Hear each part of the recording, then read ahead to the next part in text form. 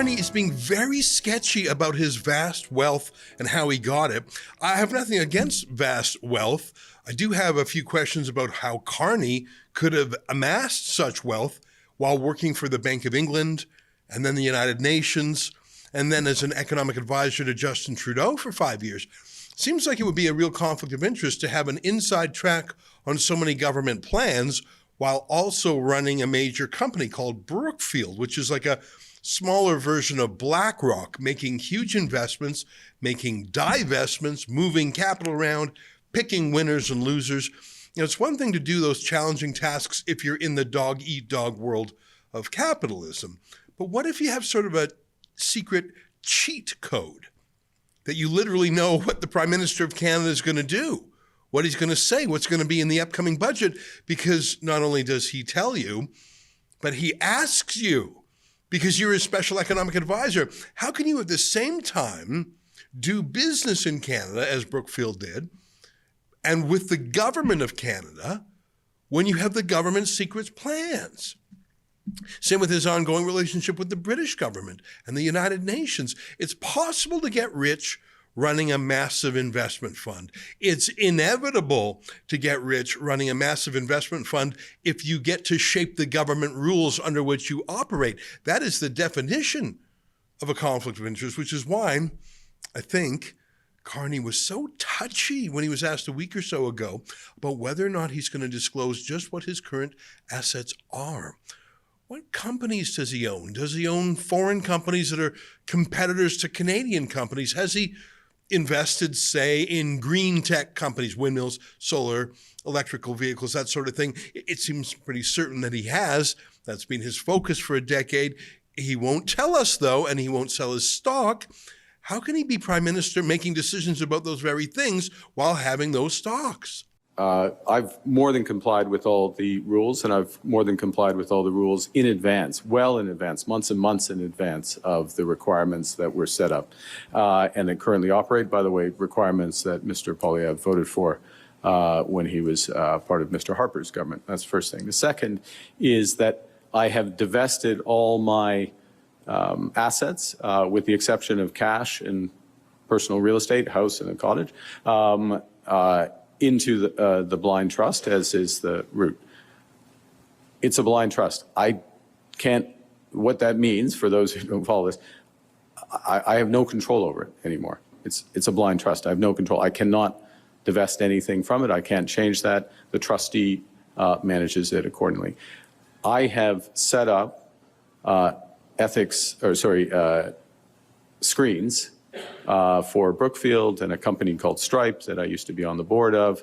I've set those screens up already well in advance. They'll be administered by the clerk of the Privy Council and the Chief of Staff. And as well, I have already filed months and months and months and months in advance with the Ethics Commissioner, all the detail of when the divestitures happen, all the details of those assets. So again, I've complied with all the aspects. I've over-complied, in fact, well in advance, and this is the system we have, and I'm proud that we have it because it draws a sharp contrast with what other countries have. But that's not being honest. He knew exactly what stocks he just put into that blind trust.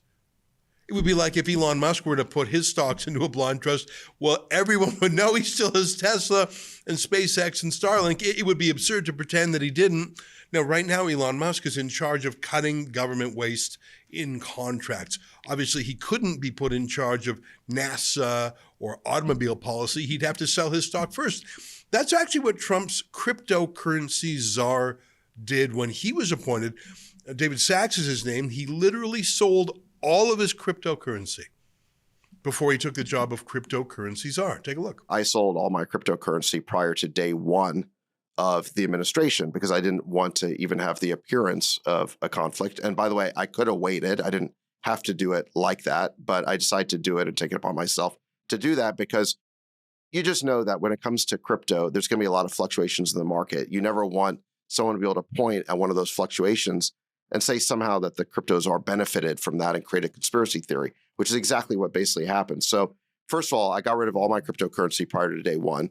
Kraft also sold And all this Craft crypto. is the venture firm that you funded Right. that's done a lot of great work supporting founders here in Silicon Right. Valley. So we basically sold, I think it was around $200 million of crypto, of which around $85 million was personally attributable to myself.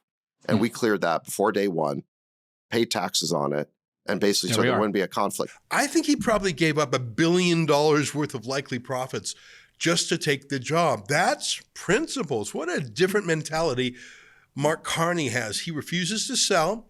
He refuses to put Canada first, and he takes umbrage at being asked about his wealth by the peasants. Mark Carney has a new answer now. Bizarrely, he says he's only got some real estate or something. What do you make of this? I own nothing now. I came into public life at a time of crisis. I put my hand up because of the crisis, because of what's represented by that bridge, what's represented by the threats to these good men and women of Unifor and their colleagues across southwestern Ontario and across Canada. I came in. What I've done is put all my affairs in order, well in advance. I own nothing but cash and personal real estate. So, and that's not going to change. In public life, that's not going to change. It's actually quite straightforward. So then, just to be clear, then going forward, you have no potential equity stake, no potential stock options, or any other potential future payments that you currently anticipate could come from either Strike or Brookfield. So what I have is cash, personal real estate, and they're assets all those assets were divested into a blind trust, which is managed by a trustee. And it literally means exactly what it says. I don't know what's in it. Yeah, his story keeps changing. It's happening a lot with Mark Carney, isn't it? But today I want to talk about something very different, something very surprising that I haven't seen the mainstream media talk about a lot. Mark Carney is being investigated by the U.S. Congress for participating in mafia-style conduct. They use the word cartel, collusion, shaking down corporations, essentially extorting them to follow Carney's extremist green policies. Now, I mentioned yesterday something called GFANZ, the Glasgow Financial Alliance for Net Zero. It's just an awful name, I think on purpose to make people bored and not look into it anymore. Carney is obsessed with net zero, and he's bet billions on it. He's also made it Canada's policy to bet billions or tens of billions on it through his advice to Justin Trudeau. Part of that is shutting down the oil sands and coal. He calls that a transition. The Glasgow Financial Alliance for Net Zero, GFANZ, is an independent, private sector-led initiative focusing on mobilizing capital and removing barriers to investment in the global transition. It really is opaque. But what if people don't want to go along with that transition, which basically means shutting down oil and gas and coal? What if people have realized that if you just build wind turbines and solar panels, they don't work reliably. They don't work when it's dark or when it's not windy or when it's too windy. That they need a backup in the form of reliable energy like coal or natural gas or nuclear. What if people have realized that these new forms of energy are extremely expensive and that they're leading to energy poverty? That's obviously hard on individuals like pensioners, but it's hard on industry too. A major reason why, for example, steel companies have left the UK. You need a lot of electricity for steel and aluminum factories. You just can't compete with China and India and South Korea if you're obsessed with net zero, taking your own country's carbon use down to zero. You can't do it. And I mentioned the UK because that's where Mark Carney really got revved up about this stuff. But here's what's new, or at least new to me. Here's what's shocking, or at least shocking to me. The way that Mark Carney has gone about pushing net zero on companies has involved threats. The same way a cartel would make threats, a shakedown, like a mafia hit. Again, that word cartel, like a drug cartel. And while Mark Carney was actually an advisor to the Canadian government for years, he was being investigated at the same time by the U.S. government just last year, just a few months ago. Now, here's Thomas Massie, a congressman from Kentucky. This was just last year. I'm going to play a 4-minute clip for you, if you don't mind. And the reason I want to play all 4 minutes is that if I cut anything out, I think I'm going to have to just say it again in my own words anyways. And I want you to hear it from the guy who's leading the charge, or one of the guys leading the charge against Massie in Congress. Massie is, as you may know, the most avid small government advocate in the entire Congress. He's pretty much a pure libertarian in my view. Listen to what he says about how G-fans and net zero types use cartel-like behavior. That's that mafia-style shakedown. Not a mafia hit so much as a mafia, a threat to push their ideology into companies instead of having companies follow their lawful mission, which is to promote shareholder value. So watch 4 minutes and watch it through, and then I'll be right back on the other side. The American economy has grown into the strongest in the world on the foundation of free market capitalism. That's because competition results in lower prices and more and better goods and services for all Americans.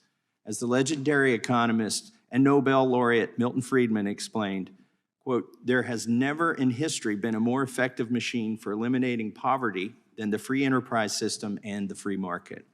Collusion, on the other hand, raises prices and reduces both output and consumer choice. Thus, antitrust law aims to protect competition and prohibit collusion. In fact, the Supreme Court has described collusion as, quote, "the supreme evil of antitrust." Despite these long-standing economic and legal principles, the climate cartel is engaged in anti-competitive collusion to impose radical environmental, social, and governance, or ESG, goals on the American people. In his testimony to this committee, Andrew Bahar highlighted the 3 C's of collusion. They collaborate, convene, and coordinate. Gee, it's like you wanted to say the word collusion, but you didn't say it, so you asked ChatGPT to give me an alliteration, to go to the thesaurus and find 3 words that are like collusion, but not collusion. These were his words: collaborate, convene, and coordinate with other members of the climate cartel to impose their ideological agenda on the American people. This climate cartel consists of left-winged activists, dominant financial institutions, and the groups and initiatives that facilitate the collusion among them. Specifically, groups like Climate Action 100+ expressly require the investors who join them to pressure the companies they invest in to, quote, decarbonize and reach net zero emissions. Asset owners like California Public Employees Retirement System, or CalPERS, and asset managers like Arjuna Capital then use the investments they control to force companies to disclose their carbon emissions, to reduce their carbon emissions, and to adopt governance mechanisms that enforce these commitments, even though these commitments are bad for investors and consumers. The climate cartel engages in a series of escalating pressure tactics to force American companies to act against their own self-interest and adopt its desired left-wing policies. First, the climate cartel leverages its investment holdings to demand meetings with corporate management. If corporations refuse to cave, the climate cartel then escalates to filing shareholder resolutions, demanding that companies take action. Groups like Climate Action 100+ then, quote, flag these resolutions, drawing greater attention to them and making them even more effective. If companies still fail to bow to its demands, the climate cartel then seeks to replace members of their boards of directors. Notably, the climate cartel did so at ExxonMobil in 2021, replacing 3 directors with members of its own choosing. The climate cartel's commitment and demands reduce output and raise prices for American consumers. There's no way to reach, quote, net zero without reducing production and diminishing the American standard of living. These negative impacts are especially pronounced in the fossil fuel, aviation, and agricultural sectors. In other words, the very industries that allow Americans to drive, fly, and eat. For example, the climate cartel has said that fossil fuels must, quote, stay in the ground to reduce carbon emissions. Similarly, the climate cartel has called for reducing the number of airplane flights by 12% and capping passenger air travel to 2019 levels. Likewise, the climate cartel has called for cutting American beef consumption roughly in half because, quote, cows are the new coal. This sort of anti-competitive collusion has been illegal under the U.S. antitrust laws for more than a century. Yet the Biden administration has refused to take action to enforce the law and protect American consumers. In today's hearing, we will investigate the climate cartel, its anti-competitive collusion, and the harm it continues to inflict on the American economy and people.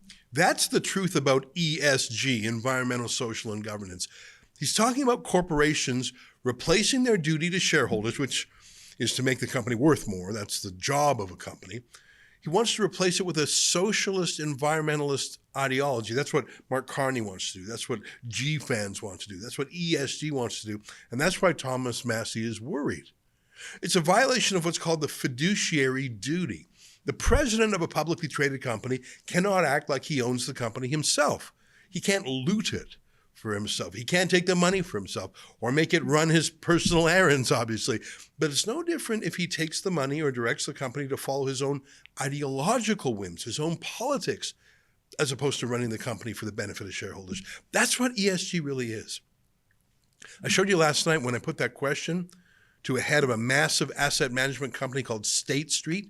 I was at the World Economic Forum in Davos, and I bumped into the boss of State Street, and I asked him about ESG, and State Street is deep into it. I was so surprised. He was obviously a bit panicked by politicians and attorneys general poking around at the kind of extortion and shakedowns going on in the name of environmentalism. I mean, a whole bunch of states are divesting, not just because it's bad business to invest in an ESG kind of company, but because you're sacrificing a rate of return for ideology, but it's a kind of extortion.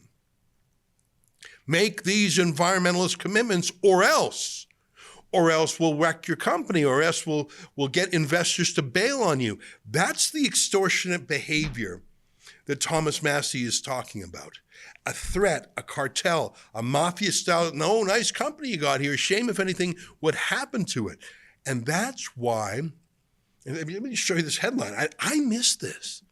This is a headline from just 4 months ago. I guess we were all busy. Look at the date on it. This was November. I was busy thinking about Trump's tariffs. I was following Trump's announcement from Mar-a-Lago, but look at this. Let me read the story a little bit from Axios. 11 states sue biggest money managers over alleged coal collusion. Let me read a little bit. I'm going to read a few excerpts. A group of 11 states, led by Texas, sued some of the world's biggest money managers, alleging they illegally colluded to drive down the supply of coal and drive up the price of electricity. The suit against BlackRock, Vanguard, and State Street, filed in an East Texas federal court, alleges the money managers rolled up huge stakes in coal companies and then worked together to advance environmental initiatives that meant producing less coal. Isn't that a weird thing to do? All three firms have participated in initiatives to gather money managers and use their influence to drive environmental policy. Vanguard was previously a member of the Net Zero Asset Managers, formed to push for net zero greenhouse gas emissions by 2050. It left NZAM in 2022 amid pressure on money managers over ESG investing. State Street and BlackRock remain signatories. BlackRock's international unit is also part of Climate Action 100 Plus, a similar initiative after the parent company pulled out and transferred the participation earlier this year. State Street pulled out of CA 100 Plus earlier this year as well. So these are all the groups that Mark Carney lobbies, that he's part of, that he pushes. That's what this whole G-fans thing is. That's why the State Street boss was so agitated when I asked him about ESG in Davos the other year. Can I ask you a little bit about State Street and ESG? Are you pulling back from it the same way BlackRock is? No. And why don't we just set this up formally? But no, we're not pulling back from it. Well, what about critics like Elon Musk who say it's a kind of reverse racism? Elon's got his opinion. What about shareholders who say you're putting other goals ahead of your fiduciary duties? You're putting cultural Marxism or affirmative action. Those may be political values, but they're not designed to get a maximum rate of return. If there's firms that are doing that, I don't know of that. That's not how we do it. We have one focus, which is shareholder value, period. Well, then how, you just told me, though, you're sticking with ESG. We stick with value. It's about value, not values. Could I ask you about state governments that are pulling their funds out of ESG firms, like the state of Florida, for example? Are you worried that State Street will be hit by divestment from companies that are rejecting ESG? So we only focus on creating value for our shareholders, and if you look at our track record, that's all that we've ever done. And what we focus on is what do long-term investors need to be thinking about? What are the kinds of risks they need to be thinking about? And they need to make the decision. That's what we've always done. What were your goals? What are your goals here? I'm done. Okay. And I think That's the question that really miffed Larry Fink from BlackRock. Though he didn't answer any of my questions, he hated that one when I put it to him a few months ago. Mr. Fink, are you going to follow Donald Trump's plan and get rid of DEI and ESG in your companies? BlackRock really is the opposite of Donald Trump in so many ways. You're authoritarian, you're anti-populist, you're top-down. Are you going to change it all in light of the U.S. presidency? How is Donald Trump, have you talked to Donald Trump since he was elected? Is the World Economic Forum a counterpoint to Donald Trump? Why are you running away from simple questions? Just answer a question. Have you talked to President Trump yet? All right, so back to our man, Mark Carney. I want to read to you some of the research put together by David Clement at the Consumer Choice Center for this.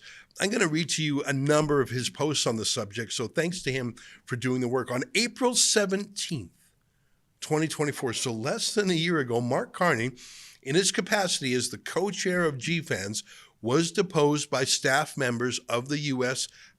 House Judiciary Committee in their investigation into corporation adoption and imposition of ESG. Here are some takeaways. Did you know that? Did you know that Carney was deposed by Department of Justice lawyers? They reported every time Donald Trump farted, but they don't tell you that Mark Carney was grilled by Judiciary Committee lawyers. That's interesting. I didn't know about that. Let me read some more from this same Twitter thread. Carney's role as a UN climate finance envoy and GFANZ co-chair was predicated on ensuring the firms would commit to net zero policies to effectively decarbonize. He was active in pushing carbon markets, putting a price on carbon emissions as a measurement of whether firms were adhering to the Paris climate goals. And that's what he's going to do to Canada, by the way. His stated goal was to, quote, develop a common approach for transition plans for financial institutions. And the critical thing that does is it incentivizes the financial institution to do what they do best, which is to think about, if I am funding either through an investment or lending, a reduction in emissions, I'm taking a view on whether that will be successful. Now, I should tell you, this wasn't the normal, regular congressional testimony in an open forum where congressmen ask questions and they do a little grandstanding for the cameras. It wasn't that. I've actually participated in that. That's really fun. He was being deposed by staff lawyers. This is a serious business. They were investigating him for illegal practices. Did you know that about your new prime minister? Look at this part, thanks to David Clement. He reveals his role in pressuring financial institutions to limit lending and funding of both capital and assets if they do not strictly adhere to the goal of limiting climate emissions. He agrees with the statement that, quote, more than half of the world's coal reserves need to stay in the ground in order for the world to be in line with Paris climate accords. This is what they mean when they mean transition off oil, off coal, off gas. This is what net zero means. Stopping the economy, leaving it in the ground, just stopping coal mines, stopping oil sands. He would do that by forcing them to stop by a kind of financial blackmail. As a UN official, as Trudeau's advisor, as the chairman of Brookfield Asset Management, and now as prime minister, he is in a war, a jihad. He's so obsessed with it, it's like a religious crusade for him. He is against carbon. I'll read some more from David Clement. Carney mentions that a company that does not have a transition pathway to decarbonize is on the, quote, wrong side of climate history. He remains adamant that carbon prices are necessary commitments that every country must adopt in order to achieve the goals of net zero. He wants this for every country, but strangely enough, he's never tried to pressure China to do it. That's odd. They're a larger emitter than the rest of the world combined. Maybe that's why China gave Brookfield a $250 million investment last year. I mean, that was really good for Mark Carney, but maybe that's why Mark Carney really lays off China. Maybe that's why Xi Jinping poses for photos. What does Mark Carney have to say to Xi Jinping? I'd like to know. But this one's a stunner. Look at this. This is very interesting. As of April 2024, less than a year ago, he was not living in Canada. He was living in the UK as an advisor to the Prime Minister of the UK. His words. I didn't know that. I knew he was an advisor to Trudeau. He said in his testimony to these lawyers that he was an advisor to the British PM as well. Oh my God, what a conflict of interest. Let me read his verbatim testimony. I live in a country, and remember, I'm in the UK. I'm the former governor of the Bank of England. I am the Prime Minister's advisor. It is the law in the United Kingdom to transition to net zero. It is the requirement of the government to come up under law, which has subsequently been litigated and found to bind, to come up with the policies that are consistent with the transition with what the UK has set up. So if you're a company that has decided to just ignore that, well, it looks like you're on the wrong side, at least of climate history in the United Kingdom. Whoa, whoa, whoa, whoa, whoa, whoa, whoa, whoa. So it's true. His own legal testimony less than a year ago was that he was a resident of, that he lived in the UK, that he was a Brit. He said, I just read you his verbatim testimony, that he was an advisor to the government of the United Kingdom, and that leaving carbon in the ground was the law and certainly the moral thing to do. Mark Carney was a British citizen, he is a British citizen, British resident, less than a year ago. When did he move back here? Has he even moved back here? Now, that U.S. Congressional committee that grilled Carney issued its report. Again, they did so just before Christmas, when the world was paying attention to Trump and his pronouncements from Mar-a-Lago, or at least I was. Few people, I think, caught the importance of this back on December 13th, 2024. I mean, what a terrible time to make an announcement. Everybody's, in politics and journalism at least, are already thinking about Christmas. It was called Sustainability Shakedown. How a climate cartel of money managers colluded to take over the board of America's largest energy company. Interim staff report of the Committee of the Judiciary, U.S. House of Representatives. Can I read the first 200 words from the executive summary to you? It sums it up, and wait for that funny word, G, fans. So can you give me 2 minutes? I want to read it to you. In U.S. antitrust law, competition is always favored over collusion. The largest money managers, however powerful they may be, cannot collude to, quote, preempt the working of the market by deciding for themselves that customers do not need that which they demand. This is especially true when their conspiracy shrinks the production of the affordable energy products relied upon by millions of Americans. The Committee on the Judiciary is entrusted with, quote, the protection of trade and commerce against unlawful restraints and monopolies, including anti-competitive agreements that restrict products available to American consumers. In the 118th Congress, the committee has investigated the adequacy of U.S. antitrust laws in light of increasing commitments among left-wing environmental activists and major institutional investors to impose environmental, social, and governance ESG goals on the U.S. economy. The committee's oversight has revealed substantial evidence that a, quote, climate cartel of big institutions, from the big three asset managers to blue state public pensions to the proxy advisor duopoly, collude to pressure American businesses to commit to, quote, net zero and scale down disfavored production through climate coalitions, including the Glasgow Financial Alliance for Net Zero, GFANZ, the Net Zero Asset Management Initiative, Ceres, and Climate Action 100+. Investors form coordinated pressure campaigns to target U.S. companies and demand that they disclose, reduce, and enforce net zero climate commitments. When companies refuse to surrender and comply, the climate cartel colludes to fire company board members and replace them with climate cartel-aligned members. Okay, I'm going to stop there. But let me skip ahead to the very end of the summary and read what this looks like in real time. What does it mean to threaten and extort and collude and join together to compel a company to do something contrary to their legal duties? Well, this congressional investigation focused on how Mark Carney's group, along with the others, along with BlackRock and State Street, went to war against ExxonMobil. That's America's largest oil company, that also happens to own Canada's large oil company, Imperial Oil. So let me read a little bit here. Before the ExxonMobil board refreshment, that's what they're calling it when these climate extremists burrow into ExxonMobil, The climate cartel threatened BlackRock and State Street Global Advisors to join Climate Action 100 Plus after the asset managers initially refused to join Climate Action because they were, quote, concerned with collusion and believed that, quote, engaging alongside other investors may trigger regulatory issues. 26 climate cartel members threatened to pull multi-billion-dollar contracts, which led BlackRock and State Street Global Advisors to join the initiative and its pressure campaign against ExxonMobil. So they knew it was against the law, but they didn't want to lose billions of dollars. So they went to war against Exxon. If they can roll Exxon, they can roll anyone. Now, look, I'm all for shareholders expressing themselves. I really am.